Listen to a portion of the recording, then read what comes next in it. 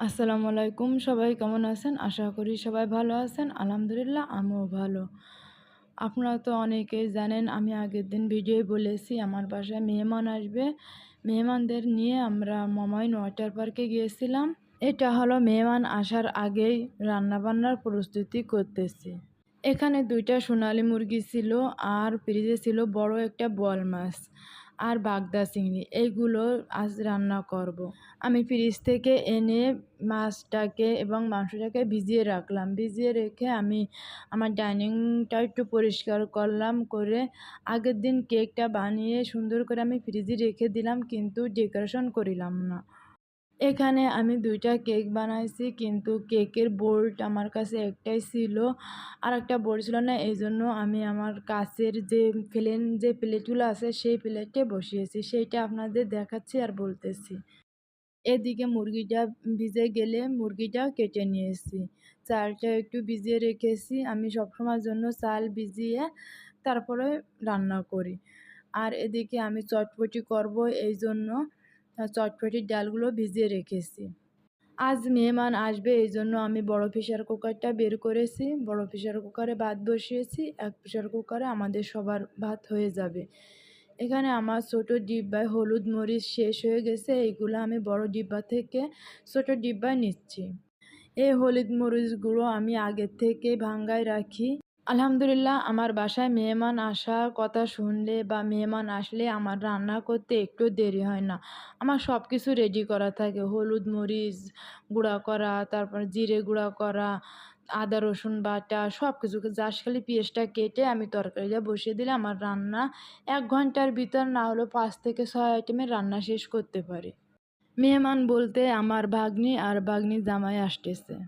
আমার ভাগ্নি সম্পর্কে যদি আপনাদের বলি, আসলে আমার শ্বশুরবাড়ির সবাই ক্যামেরার সামনে আসতে তারা পছন্দ করে না। এজন্য আমি তাদের কখনো ক্যামেরার সামনে আনার চেষ্টাও করি না। আমার ভাগ্নি আর আমি সমবয়সী। আমাদের দুজনের মধ্যে একটা সময় খুবই মিল ছিল। যেমন মনে করেন যে স্বামী-স্ত্রী যেটা শেয়ার না করতে পারে তা সেটা আমরা দুজনও শেয়ার করেছি। এরকম একটা ভালো সম্পর্ক ছিল।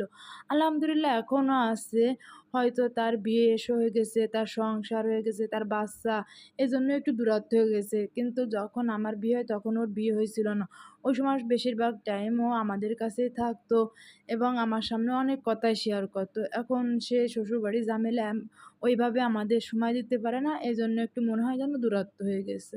কিন্তু আমাদের যে ভিতরের টানটা এখনো একই আছে। আমার তো খুবই কম বয়সে বিয়ে হয়। আমার যখন বিয়ে হয় তখন ও এসএসসি পরীক্ষা দেয়। আর আমার যখন বিয়ে হয় তখন আমি 8 পড়ি। হয়তো আমরা ২ জন ২-৩ বছর বয়সের ডিফারেন্স হব। কিন্তু আমাদের মধ্যে খুবই ভালো একটা মিল ছিল। আমার বিয়ের পরে আমি তো ঢাকায় চলে যাই। তখন ও এসএসসি পরীক্ষা দিয়ে বাগেরহাট থেকে ও ঢাকায় চলে আসে আমার কাছে। তখন আমার মাত্র বড় বাবু কনসেপ্ট করেছিল। আমার বিয়ের ৪ মাস পরে আমার বাবু কনসেপ্ট করে। মেহমান আসার আগে আমার সাহেব কিছু আম আর কিছু লিচু নিয়ে এসেছে আর আমার শাশুড়ির জন্য পান এনেছে।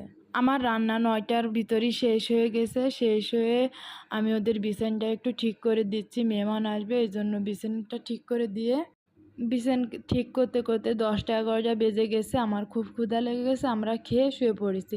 মেহমান আসতে, আসতে ১২টা বেজে গেছে। ওইদিন ছিল বাংলাদেশের খেলা। সবাই এক জায়গায় বসে খুব এনজয় করে খেলা দেখতেছে। আমার বাসায় খেলা দেখা নিয়ে খুব চিল্লাপাল্লা, হই-হুল্লা এবং মারামারি পর্যন্ত হয়ে যায়। জানি না এরকম কার, কার বাসা হয় এবং কে, কে খেলা দেখতে খুব পছন্দ করে। আমার এই ভাগ্নির সাথে আমার বিয়ের দিন দেখা হয়েছিল। পরে আমি তো ঢাকায় চলে গেলাম। ওর পরীক্ষা ছিল, এজন্য ওর সাথে আমার ৪ মাস পরে দেখা হয়। যখন ১ম ও আমার বাসায় গেছে তখন আমরা দুজন তো সমবয়সী। মানে আমরা দুজন খুবই কথা বলতে লজ্জাবোধ করতেছি। ওরও না খুবই খারাপ লাগতেছে। কেমন মামি, নতুন মামি কথা বলে না। মানে আমি ওরে দেখে লজ্জা পাচ্ছি, ও আমারে দেখে লজ্জা পাচ্ছে। কেউ কারো সাথে কথা বলতেছি না। কিন্তু ও খুব মিশুক, আমিও খুব মিশুক। এই ২ মিশুক এক জায়গায় হয়ে মানে এমন একটা লজ্জার ভিতর পড়ে গেছি, কেউ কারো সাথে কথা বলারই মানে লজ্জা বোধ করতেছি। তারপরে যাই হোক, সাহেব অফিস থেকে এসে বলতেছে, "তুমি চৈতিকে খেতে দাও, চৈতিকে বিছানা ঠিক করে দাও।" তখন আমি তো নতুন, খুবই লজ্জায় একটু ঠিক করে দিচ্ছি। ওর সাথে একটু কথা বলতেছি। আসলে ওইভাবে কথাও বলতে পারতেছি না ফ্রি হয়ে। তারপরে যাই হোক আমরা রাতের বেলায় ফ্রি হয়ে গেলাম। এইবার রাতের বেলায় ২ জন এক খাটে ঘুমালাম।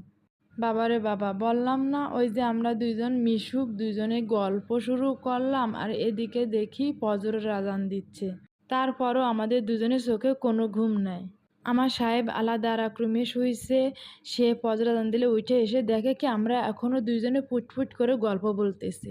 আমারে এসে বলে, "তুমি না অসুস্থ, তুমি এত রাত জাইগা গল্প করতেছো, তুমি তো এরপর আরো অসুস্থ হয়ে পড়বা। তোমার কি কোনো মানে ই খেয়াল পছন্দ হবে না?" যাই হোক সে তার মতন বকাবকি করে তার রুমে চলে গেছে। আমাদের দুজনের গল্প করতে খুবই ক্ষুধা লেগে গেছে। তখন উঠে ২ টা আপেল খেয়ে তখন আমরা ঘুমালাম। আর দুপুর ১২ টায় উঠেছিলাম। এদিকে আমার সাহেব সকালে উঠে রেডি হয়ে অফিসে চলে গেছে। ও যাওয়ার সময় বাসার চাবিটা হাতে করে নিয়ে গেছিল। ও ১০ টার দিকে এসে দেখে কি আমরা আমাদের আর ডাকেনি। না ডেকে ও রান্না করে খেয়ে ১২ টার সময় আমাদের ডাকতেছে, "এই ওঠো এখন উঠে খেয়ে নাও।" যাই হোক তখন উঠে গোসল করে ফ্রেশ হয়ে খেয়ে নিলাম। আমার ওই দিনটা খুবই স্মরণীয় থাকবে যে আমার মনেই পড়ে না যে আমার সাহেবের সাথে মনে হয় না আমি এইভাবে গল্প করে একটা রাত কাটিয়েছি। তারপর থেকে ২ জন তো ফ্রি হলাম। বাবারে বাবা! এবার মানে স্বামী-স্ত্রীর মধ্যেও মানে এরকম ভাব প্রীতি থাকে না। ২ জনের গলায় এ ওরে খাওয়া দে, ও ওরে খাওয়া দে। এইভাবে আমাদের দিনটাই যাচ্ছিল। আর ও যখন বাড়ি থাকতো বা দূরে থাকতো আমাদের মধ্যে সবসময়ের জন্য ফোনে কথা হতো। সেই মানুষটা আজ ২ বছর পরে আমার বাসায় আসতেছে। আপনাদের সাথে যে গল্পটা দিলাম এই গল্পটা ছিল আজ থেকে আরও ৮-৯ বছর আগের কথা। এর মধ্যে তো কত কি হয়ে গেল, তার বিয়ে হলো, তার সংসার হলো, সবকিছু মিলায় আমরা করোনার ভিতর ঢাকা থেকে গ্রামে গেলাম। গ্রামে যেয়ে ২ বছর থাকলাম। মানে অনেক কিছু হয়ে গেল। মেহমানরা ১২টার সময় এসে খেয়ে-দেয়ে গল্প দিতে ২টা বেজে গেছে আমাদের ঘুম পড়তে।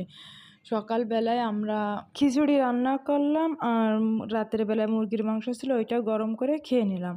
খেয়ে দুপুরের জন্য রান্নার প্রস্তুতি নিচ্ছি। এই সময় সবাই বলে আমরা এখনই ওয়াটার পার্কে যাব। আমি এক চুলায় গরুর মাংস বসিয়ে দিয়েছি আর এক চুলায় তেল বসিয়ে দিয়েছি দুপুরের জন্য। সেইটা চুলার উপরে রাইখে আমরা ওয়াটার পার্কে চলে যাই। আমরা ওয়াটার পার্কে রওনা দিয়েছিলাম ১১টায় যেতে ১২টা বেজে গেছে।